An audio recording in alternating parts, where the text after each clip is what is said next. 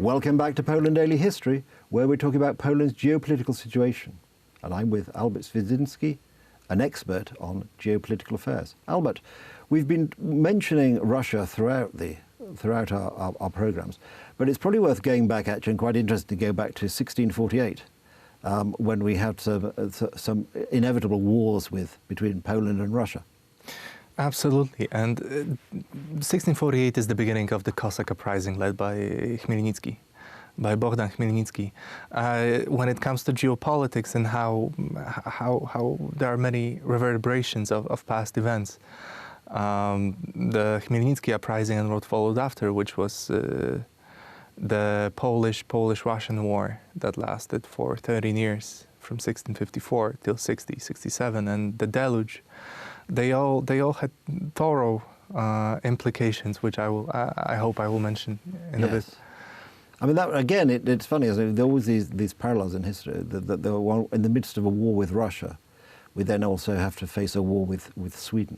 Absolutely, but it gets interesting because the Chmielnicki rebellion begins for many reasons. There were political reasons, such as the Polish state not willing to. Polish king not willing to. There was a war planned to go ahead with the Ottoman Empire and the Crimean Khanate. This couldn't happen because there was no willingness of the magnates, of the richest strata of the Polish society to provide money for it, which in turn meant we could increase the number of Cossacks, the registered Cossacks, so to speak, that used to fight for the Polish state, which angered them greatly.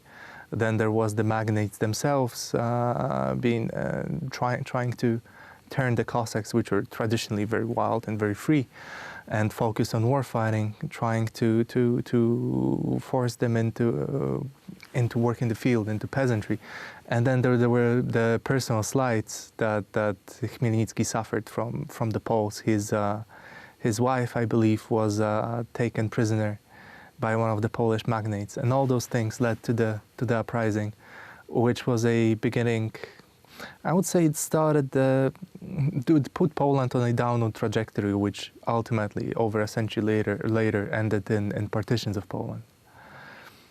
And a conflict with Russia, of course, which has sort of never really gone away. Which interestingly, the final accord of all that affairs happened in 2014 when Russia took over Crimea and eastern parts of Ukraine. Because what happened is, in 1654, the Pereyaslav Agreement is struck between the Cossacks and the Russians, which is also what later both the Russian and the Soviet historiography used as a claim that Ukraine is inextricably linked to Russia. It's a single space, so to speak. And with the Pereyaslav Agreement in 1654, Chmielnicki pledges allegiance to Russia. Russia immediately, on the basis of that agreement, attacks Poland. The war lasts for 13 years.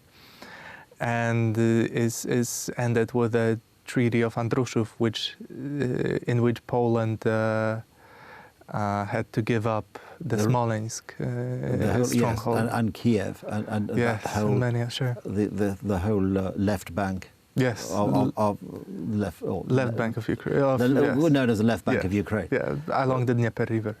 Eastern bank, for those who have an atlas in front of them. This is because, of course, Dnieper ends in the Black Sea. So if you look at how the stream works there. Yes, if you follow the flow of the river, otherwise it's a bit confusing.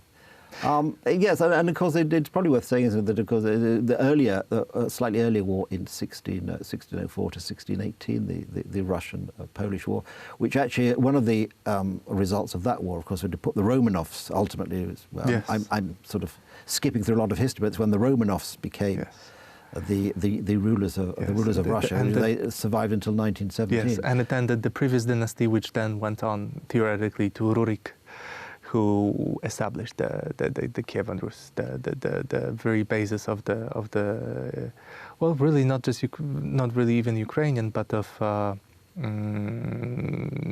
in a way a Russian state. This is how And probably also mentioning, obviously, this war between Russia and Poland, but at the same time, the deluge, which of course has been made famous in literature, which is the Swedish from about 1655 to 1660, which I think is notable for its cultural destruction.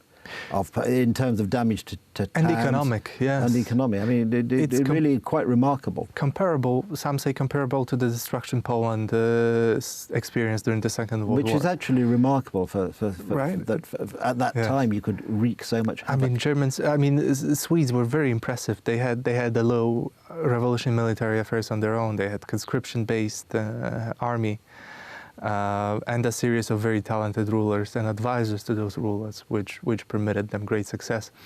And that starts in 1654, in 1655. What is interesting, however, going back to the Polish-Russian War, is it began in 1654. 300 years later, in 1954, to celebrate the 300th anniversary, Crimea was given to the Ukrainian Soviet Socialist Republic just as a little gift. It was meaningless at the time. It was a single state.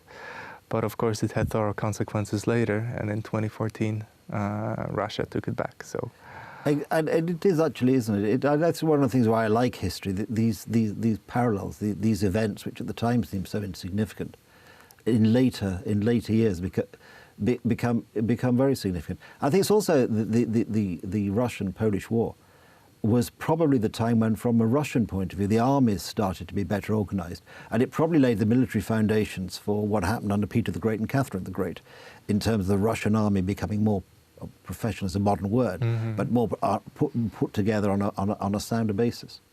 Sure. And also far more numerous as well, and well organized. This absolutely is the case, which then became the hallmark of what the world considers the Soviet armies to be till this day, even though that is not necessarily the case anymore. No. And it's interesting that Poland, although it sort of did quite so this will sound terrible, but did quite a lot for Russia, setting Russia on the right course, gave them the Romanovs, encouraged them to have professional armies, which was to have dramatic consequences years later. And entered a series of wars, which were the Deluge, the Polish-Russian War, the uprising, that were catastrophically exhausting for the Polish state. One thing that was good was that we had a terrific cadre of officers and experienced warfighters, which benefited greatly, I would imagine, the entire Europe in 1683, because basically, of course, by then we were almost 40 years into constant warfare. So that was the only thing. And that, of course, we saw another great Polish king, Jan Sobieski. But that is probably for another day, Albert. But again, many thanks for this quick canter through Polish geopolitics. Thank you. Thank you. Thank you.